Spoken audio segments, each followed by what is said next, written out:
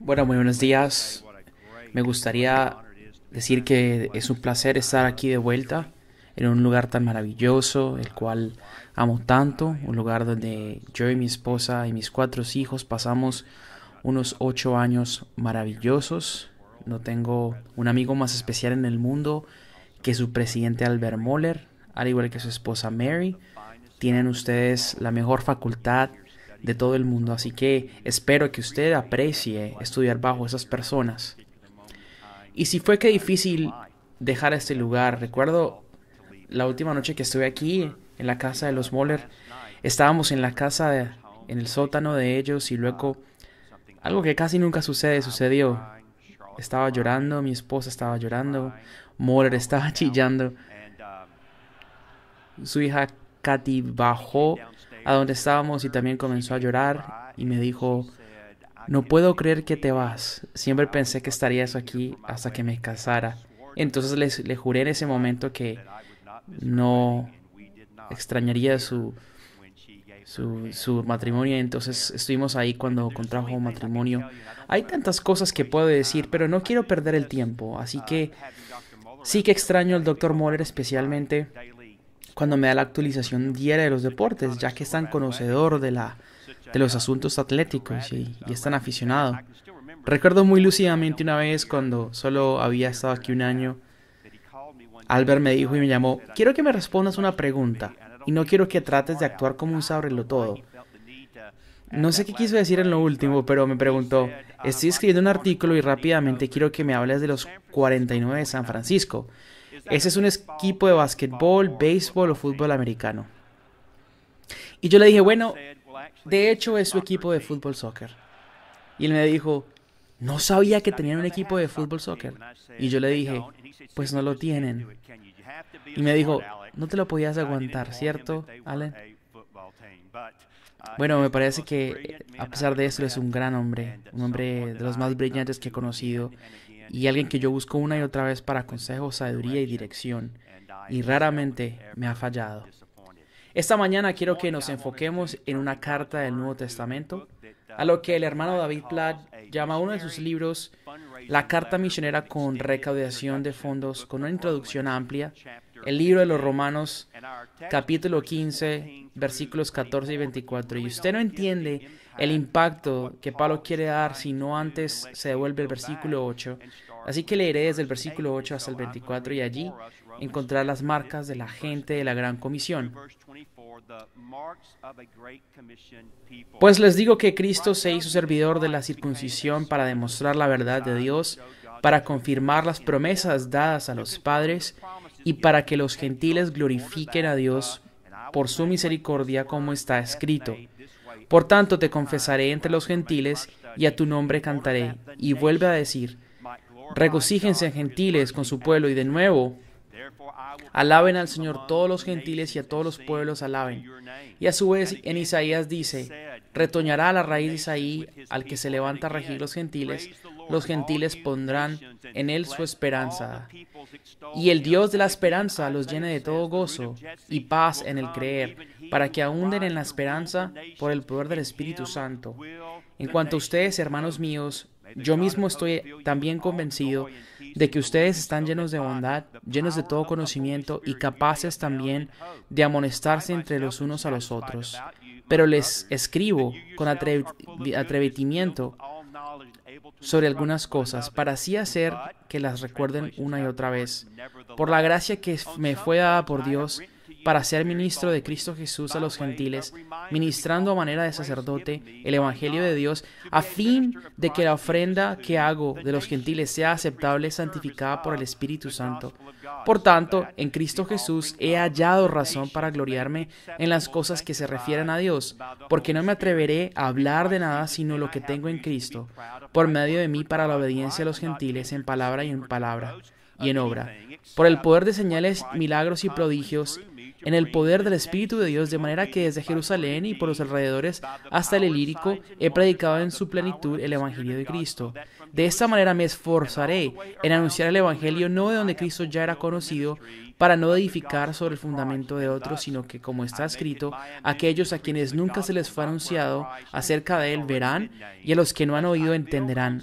Anhelo de Pablo entonces fue este: por esta razón muchas veces me he visto impedido de ir a ustedes, pero ahora no he quedado ya y más lugares para mí en esas regiones, y puesto que por muchos años he tenido un gran deseo de ir a ustedes, cuando vaya a España los visitaré, porque espero verlos al pasar y que me ayuden a continuar hacia allá, después de que haya disfrutado un poco de su compañía. Una vez que disfruten de su compañía. John Fraser era un estudiante de ingeniería en Londres, un pianista de concierto, tenía una carrera por delante, ya lo tenía todo planeado para convertirse en un hombre muy rico, pero en su último año de universidad un compañero le entregó un panfleto pequeño, el cual estaba titulado "No lo digas".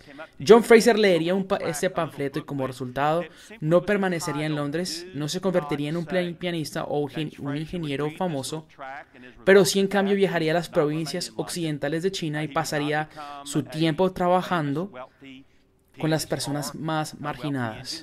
Al igual que muchos antes, tuvo que esperar 5 años hasta ver un converso, pero hoy día la entidad bautista de Misiones Internacional le dirá que ya hay por lo menos más de 300,000 conversos en esas regiones de Asia, y a causa del ministerio de John Fraser y aquellos que le siguieron, los hay. ¿Qué fue lo que leyó que le cambió la vida tan radicalmente? He aquí una porción de este panfleto llamado "No lo digas". Escuchemos bien lo que trata de decir aquí John Fraser para poder entender muy bien de dónde procede su llamado. Esa es una porción de eso. Un mandamiento se nos ha dado. Vayan pues y prediquen el Evangelio a todo el mundo, a toda criatura y nación. Pero no se ha obedecido. Más de la mitad de las personas en el mundo aún no han escuchado el Evangelio. ¿Qué diremos pues ante esto? Esto es algo que debe alarmar seriamente a los cristianos, porque nosotros somos los responsables.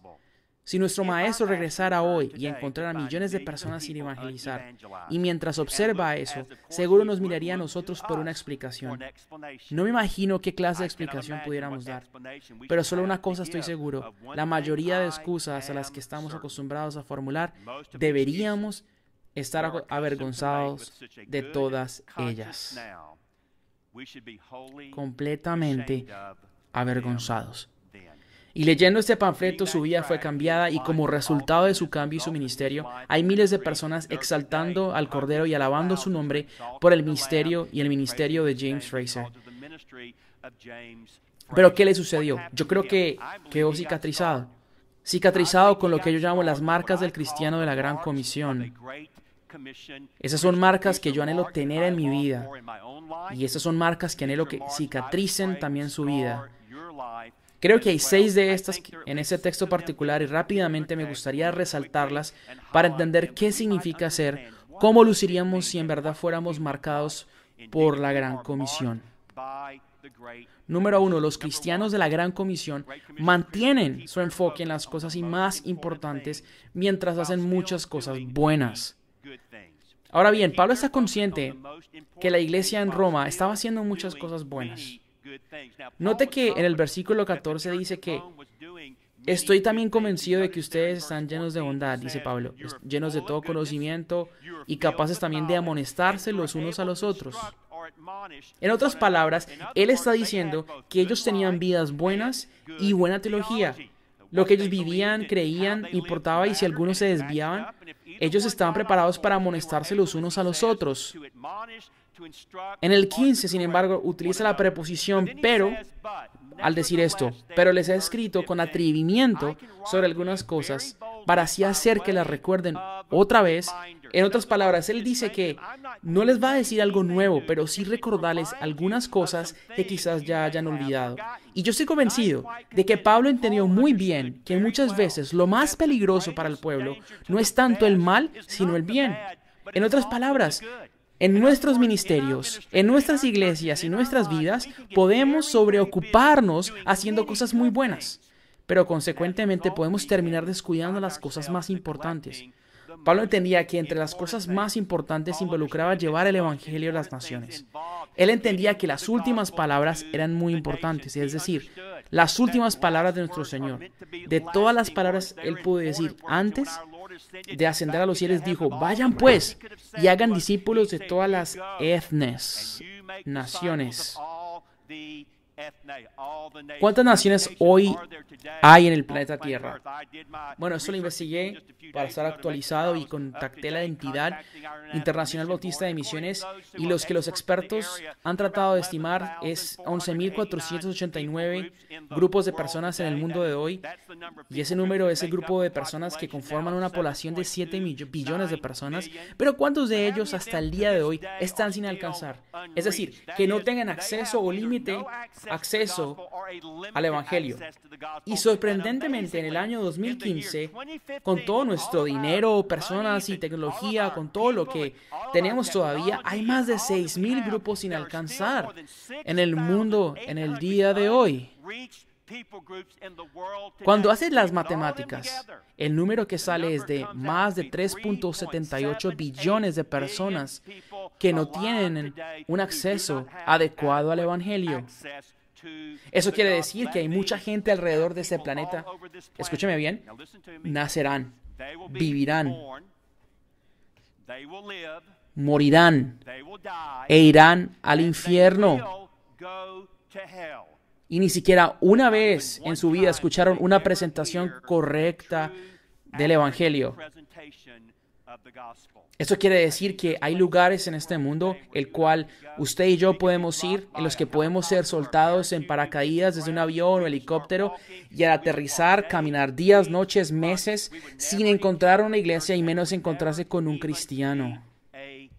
Entonces quiero animarlos, tal como Pablo lo hizo, para que aun cuando seguimos haciendo muchas cosas buenas, nos aseguremos que debemos poner nuestro enfoque en lo más importante. Después de todo, Carl Henry tenía razón cuando decía: las noticias son solo buenas noticias siempre y cuando lleguen a tiempo. Amo la pasión y la devoción del misionario John Falconer cuando dijo: solo tengo una vela para quemar, y yo preferiría quemar en una tierra llena de oscuridad que en una tierra llena de luz. Entonces debemos mantener nuestro enfoque en las cosas más importantes. Número 2. La gente de la Gran Comisión percibe su ministerio, el traer las naciones a Jesús, como una ofrenda de adoración al Dios triuno. De hecho, es interesante que se percibe algo particular en este texto. Es el rol del Espíritu, el rol del Padre, al igual del rol del Hijo, Jesucristo. Ahora, déjeme decir esto antes de regresar al texto.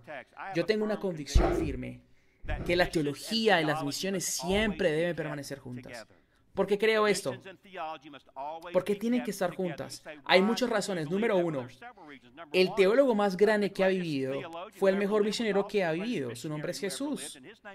Por lo tanto, debemos mantener la teología y las misiones juntas. Ahora bien, el teólogo cristiano más grande que ha vivido, en mi propio juicio, también fue el mejor misionero. Su nombre es Pablo. Pablo reconocía que las misiones y la teología debían permanecer juntas. De hecho, Pablo era un misionero antes de ser un teólogo por escrito. Y el hecho de que todas las cartas del Nuevo Testamento en particular salen del contexto de las personas en misión por Dios. De hecho, este libro de Romanos fue escrito primordialmente, al menos al final lo notamos, para ayudarle a Pablo a llevar el Evangelio a España, porque allá hay un pueblo que aún no había escuchado el Evangelio. Tercero, yo no creo que usted pueda ser un buen misionero si no antes es un buen teólogo. Y tampoco creo que sea un buen teólogo a menos de que tenga el corazón de un misionero. Y seamos claros, no me importa su teología, no importa de dónde venga. Si su teología no le hace sentir pasión por las naciones y un dolor por los perdidos, usted tiene una teología defectuosa. Manteniendo, cuarto, las misiones y la teología juntas nos ayudarán a ver la motivación propia para llevar el Evangelio a las naciones, lo cual no es culpa, sino es agradecimiento por lo que el Señor ha hecho por nosotros en la cruz. Y por último, quinto, mantener las misiones y la teología juntas nos ayuda a ver las misiones como un servicio de adoración a nuestro Dios. Para esto, mira el argumento de Pablo. Yo le voy a hacer una paráfrasis en el versículo 16-19. Dice más o menos esto: a causa de la gracia de Dios, ahí está el Padre, para ser ministro de Cristo, Jesús dice a los gentiles, ministrando a manera de sacerdote el Evangelio de Dios, a fin de que la ofrenda que hago a lo de los gentiles sea aceptable, santificada por el Espíritu. Por tanto, en Cristo Jesús he hallado razón para gloriarme en las cosas que se refieren a Dios.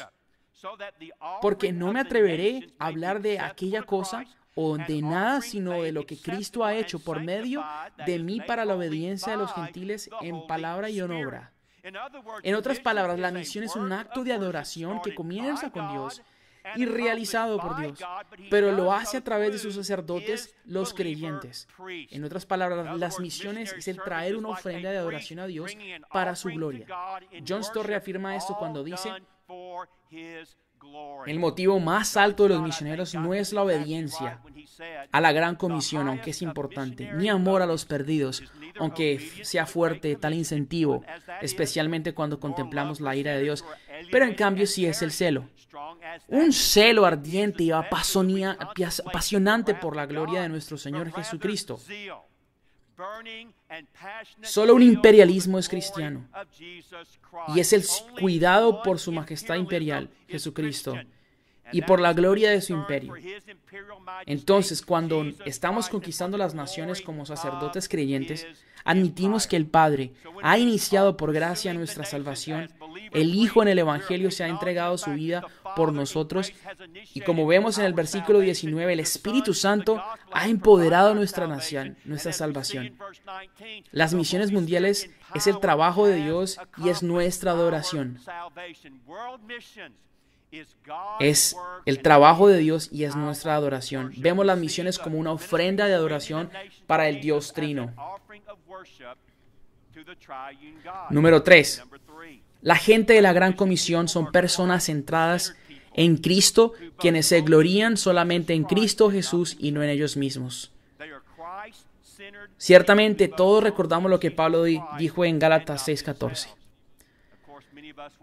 Pero jamás acontezca que yo me gloríe, sino en la cruz de nuestro Señor Jesucristo, por el cual el mundo ha sido crucificado para mí y yo para el mundo. En este manifiesto misionero, Romanos 15 también incluye las mismas ideas, si se da cuenta. Dice el versículo 17 que, por tanto, en Cristo Jesús he hallado razón para gloriarme en las cosas que se refieren a Dios. Hablando del poder que sucedía en los nuevos territorios con el poder del Espíritu que le permitía hacer el ministerio del Evangelio, entonces yo creo que Pablo entendió que lo que significaba ser un pueblo concentrado y centrado en Cristo y teniendo plantado en adentro de nuestro corazón la semilla de la Gran Comisión, él sabía que tener el Evangelio como el enfoque y a Cristo como el centro de las vidas iba a cambiar nuestra manera de pensar.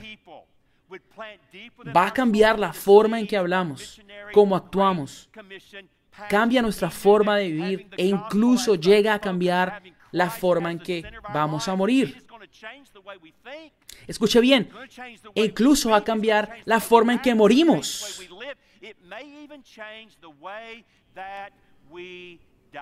Dios es misterioso en su providencia. No puedo explicar por qué hace lo que hace, pero yo confío en Él. Henry Martyn fue otro gran misionero y él estuvo en India y luego en Persia, una persona brillante con un gran intelecto y sin embargo en la misteriosa soberanía de Dios, Dios se lo llevó a los 31 años. Pero Henry era un creyente sólido y creo que dejó las cosas claras cuando dijo, el Espíritu de Cristo es el Espíritu de las naciones. Entre más nos acercamos a Jesús, más apasionados nos volvemos en las misiones. Entonces, ser centrados en Cristo no puede hacer otra cosa más que apasionarnos y motivarnos a llevar el Evangelio a los que no la han oído. Número 4. La Gran Comisión nunca puede perder de vista la centralidad y la naturaleza del Evangelio. Nunca pierda la centralidad y la naturaleza del Evangelio. Pablo dice en el versículo 16, para ser ministro de Cristo Jesús a los gentiles, ministrando a manera de sacerdote el Evangelio de Dios. En el 19 dice, he predicado en toda su plenitud el Evangelio de Cristo. En el 20 dice, me esforzaré en anunciar el Evangelio, no donde Cristo ya era conocido, para no edificar sobre el fundamento de otro. Creo que podemos ver que la temática del libro de Romanos es el hecho de que el Evangelio es justicia para Dios, para nosotros. De hecho, si se le preguntare cuál es la temática de Romanos, muchos dirían, Dani, creo que sería Romanos 1, 16, 17, cuando dice que no me avergüenzo del Evangelio porque es poder de Dios para todo aquel el que cree, primeramente para el judío, pero también para el griego. Porque el Evangelio, la justicia de Dios, se revela por fe y para fe.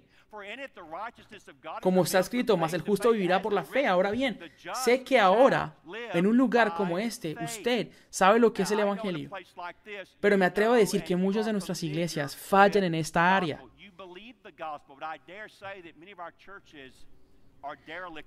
Hace un tiempo tuve el honor de reunirme con Billy Graham. Me preguntan cómo hizo eso para que pasara. Bueno, no es como lo hice, sino a quien conozco. Su nieto era alumno del seminario, el que yo presido, y me dijo, ¿le gustaría conocer a mi abuelito? Y yo le dije, déjeme orar por eso. Bueno, sí quiero conocer a tu abuelito, le dije. Me reuní con él, con nuestras esposas, y todo lo que me esperé de él fue tal como lo esperaba. Era gentil, bondadoso, y cuando estábamos hablando le pregunté, he escuchado que usted cree que en un domingo X, la mitad de las personas que están adorando en las iglesias en los Estados Unidos están perdidos. ¿Aún cree eso, Billy Graham? Y él me dijo, ya no lo creo, hermano. Creo que el número ha crecido mucho más. Y yo le pregunté, ¿por qué piensa así? Y él me dijo, porque ellos no han creído en el Evangelio.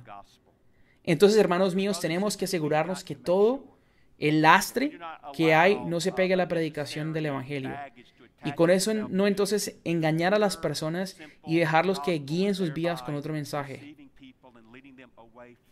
Tenemos que recordar una y otra vez que el Evangelio es un mensaje muy simple. Que Dios en gracia y amor envió a su Hijo a este mundo. Su nombre es Jesús. Vivió una vida perfecta sin pecado y porque era sin pecado podía tomar el lugar de usted y yo. En ese lugar en la cruz recibió la ira de Dios y pagó la pena total que debíamos pagar delante de Dios, para que así, a causa de su resurrección, nosotros confiemos nuestro pecado en Él, lo confesemos y creamos en Él, entonces seremos salvos. Ese es el Evangelio, así de simple, claro y básico. Quiero decir algo de una manera distinta para que no se le olvide. En la cruz, Dios mató a su Hijo para que no tuviera que matarlo a usted. Usted dirá, un momento, ¿cómo así? Dios mató a su Hijo para que no me matara a mí. Un momento, la Biblia dice que fueron los judíos quienes mataron a Jesús. Sí, tuvieron parte.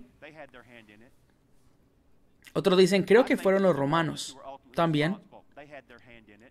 ¿No son mis pecados acaso los que le pusieron en la cruz? Sí, usted y yo tuvimos nuestra parte. ¿No son mis pecados acaso? Entonces cuando ya todo está dicho, no se le olvide que en Isaías 53 dice, pero quiso el Señor quebrantarlo, y Dios mató a su Hijo para que no tuviera que matarlo usted. Eso está en el núcleo y el corazón del Evangelio. También lo podemos decir de otra manera, con otra perspectiva. La persona que tiene a Jesús y nada más, lo tiene todo. La persona quien tiene a Jesús y nada más, lo tiene todo. Y la persona que lo tiene todo menos a Jesús, no tiene nada. Entendí este principio en mi propia vida cuando yo y mi esposa y otros estábamos en el Sudán, en el sur de lo que ahora se conoce como el Sudán del Sur. Estábamos plantando iglesias y haciendo conferencias bíblicas, cosas maravillosas. Y mucha gente llegó a un lugar llamado Kaji-Keji.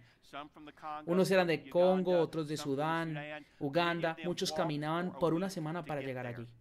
En la noche dormían en un colchón desechable y en la mañana seguían caminando. y al terminar todas las actividades de las charlas caminarían otra semana de vuelta para llegar a sus casas. Cuando estábamos allí encontramos un chico llamado Sam, un pastor joven que se había convertido en una casa de orfanato porque su padre y su madre habían sido masacrados y había llegado allí a Kaji para aprender en un estudio bíblico. Quería plantar iglesias. De hecho, ahora mismo él es el supervisor de plantaciones de iglesias y plantó una iglesia debajo de 3 árboles de mango. Cuando estábamos allí para preguntarle y ayudarle a plantar esa iglesia y ya listos para irnos, queríamos bendecir su vida para que le ayudaran en algo.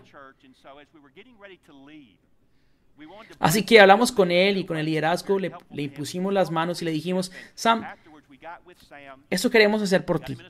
Te hemos comprado algunas cosas para que te ayude a empezar. Te compramos 2 bueyes, una yunta y semillas para que ares la tierra cercana a los 3 árboles de mango. Y porque Dios nos ha bendecido a nosotros, te hemos comprado la casita de barro en la que puedes vivir. Si usted conoce a Sam, ese sería un hombre quien posee 2 mudas de ropa, 2 pares de sandalia, una Biblia, 2 bueyes, una yunta, semillas y una casita. Lo repito: 2 mudas de ropa, 2 pares de sandalias, una Biblia, 2 bueyes, una yunta, semillas y una casita. Y todo eso es todo lo que tiene en el mundo. Pero no creo que jamás haya conocido a una persona en la vida con más gozo en Jesús que este hombre. Y cuando regresaba a mi casa, me di cuenta que la persona quien tiene a Jesús y casi nada, lo tiene absolutamente todo. Pero la persona quien tiene todo menos Jesús, no tiene nada. Y eso está en el centro del corazón y el alma del Evangelio. Número 5. La gente de la Gran Comisión está apasionada en dar el Evangelio a aquellos que nunca han escuchado el nombre de Jesús. Y aquí es donde creo que Pablo habla directo al corazón y nos convence de pecado. Porque él básicamente dice allí en el versículo 19, de manera de que desde Jerusalén y por los alrededores hasta Ilírico o lo que es Albania, he predicado en toda su plenitud el Evangelio de Cristo. De esta manera me esforcé en anunciar el Evangelio no de donde Cristo ya era conocido. Mira el versículo 22, y aquí es donde me quedo pasmado. Por esta razón muchas veces me he visto impedido de ir a ustedes, pero ahora, no quedando ya más lugares para mí en estas regiones, otras versiones hablan de provincias, Pablo está diciendo que todos aquellos que necesitan ser salvos ya han sido salvados en esas provincias. Pero creo que él diría que no. ¿Acaso será Pablo que ya no se tiene que hacer nada para el reino en esos lugares? Pablo diría que no. Entonces, ¿qué dices? Escúcheme bien. Ya hay al menos una presencia del Evangelio allí ahora. Pero hay muchos lugares donde no hay ni siquiera presencia. Y yo estoy apasionado, consumido por dentro para que el Evangelio llegue a esos lugares donde el nombre de Jesús no ha sido conocido.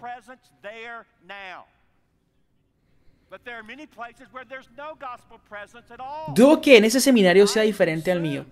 Muchos de ustedes vienen a trabajar en sus metas ministeriales y realizar el llamado de Dios en sus vidas. Y esto les sorprende. Quizás muchos dirán que una vez que terminan sus diplomas, se van a volver a sus casas, a sus estados, a casa de papá y mamá, donde usted vivirá, servirá y pastoreará seguro, hasta que Dios se apropie de su corazón. Y ya no es volver a Georgia, Carolina del Norte, Carolina del Sur, Alabama del Norte, a donde sea, Wisconsin, no sé a dónde vivirá, en fin. Pero Dios entonces se va a empezar a apropiar de su corazón y le va a decir, no. No va a ser esos lugares, no va a ser Ohio, Indiana, Illinois, va a ser Afganistán, va a ser Turquía, Bangladesh, China o India. Pero luego llega la presión de mamá y papá y le argumentarán lo siguiente: también hay gente perdida aquí en Alabama, en Kentucky. Y adivina qué, sí que hay gente perdida en esos estados, pero ese no es el asunto no es estar perdido.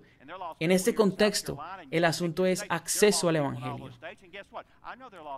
Yo ahora estoy en Carolina del Norte. Hay 4,000 iglesias bautistas del sur en Carolina del Norte. Y hay la misma suma de cristianos evangélicos en Turquía que iglesias en Carolina del Norte.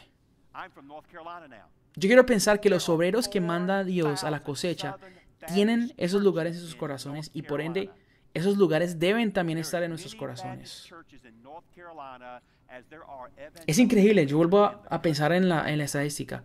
4,000 iglesias en Carolina del Norte es lo mismo que hay cristianos en Turquía. Es increíble. Esos lugares tienen que estar en nuestro corazón. Quiero cerrar, pero antes quiero hacer un comentario. La gente de la Gran Comisión se ven como misioneros, cada uno haciendo su parte para ver la misión siendo completada. Pablo dice en el 24, cuando vaya a España los visitaré, porque espero verlos al pasar y que me ayuden a continuar hacia allá después de que haya disfrutado un poco de su compañía. Déjeme decir esto antes de cerrar. ¿Creo yo que todo el mundo es llamado para ir a las naciones? No. No creo que todos tengan ese llamado, pero sé que nos ha llamado a todos para orar por las naciones. Él nos llama a todos a dar por la causa y alcanzar las naciones. Y nos llama a liderar iglesias quienes tienen las naciones en sus corazones. Y liderarlas a esas iglesias para dar. Y en ese propósito, en esas congregaciones, levantar a aquellos que sí irán y aquellos que nunca han escuchado recibirán el nombre de Jesús. Sabe, la Gran Comisión no es una opción para considerar. Es un mandamiento glorioso que se debe obedecer. Seamos usted y yo obedientes a la comisión, porque la gente debe oír, las naciones deben reunirse en el trono adorando al Cordero inmolado que nos redimió por su sangre.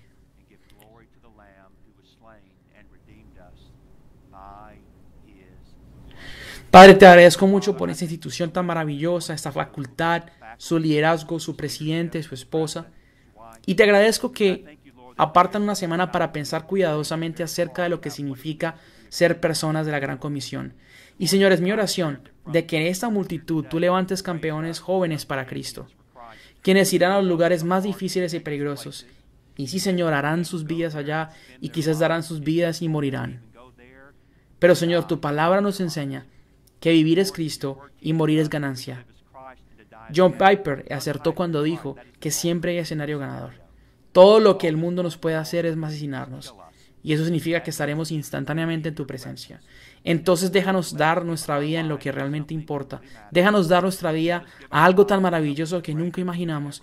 Y Señor, déjanos dar nuestra vida en ministerio sacerdotal, llevando el Evangelio a todo pueblo, lengua y nación. Y que juntos como familia nos reunamos alrededor del gran trono y adoremos al Cordero, el Señor Jesús, por todos los siglos de los siglos. En el nombre de nuestro Señor Jesús. Haz que hagas todo eso, Señor. En el nombre de Jesús. Amén.